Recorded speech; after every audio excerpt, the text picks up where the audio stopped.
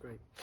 Alex, really lovely to have you with us. We've been thinking in these little videos over the last few weeks how we might try and talk naturally about Jesus with those we know and those we love.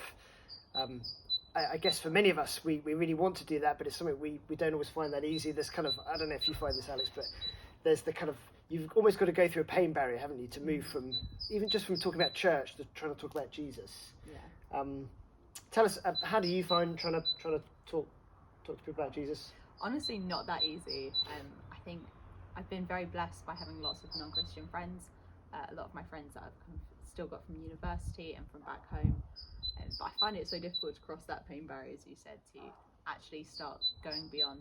I went to church today to here's how Jesus has changed my life and how I think he could change yours too. It seems like such a big jump to cross. So it is difficult, but I've definitely found kind of reading different resources and things like this Passion for Life movement have been really helpful in kind of encouraging that excitement about sharing Jesus. Yeah, remembering how life-changing it was for me when I first met him and how much I want to give that gift of life to other people. Great, yeah, thanks. You've put together these really lovely little booklets, short guide on how to talk about Jesus for those around us. They pick up on lots of the things we've covered in previous videos and drawn from a great book that you might mention as well. Just tell us about these. Why would these be something worth us looking at and engaging with? Well, I think of course I think they're great.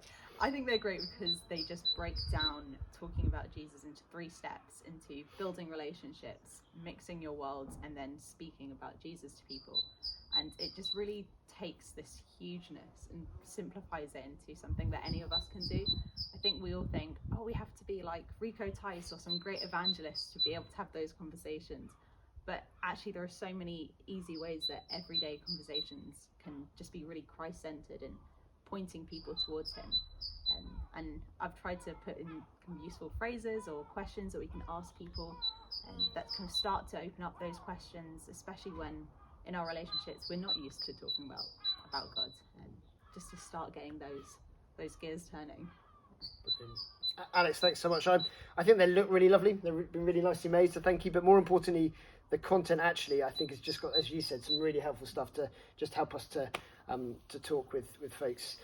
The kind of things you could pick up and put in as a bookmark or just have around that you can kind of come back to regularly. So do pick these up. They'll be available on Sunday. We'll keep them out so you can take one for yourself, take a few others.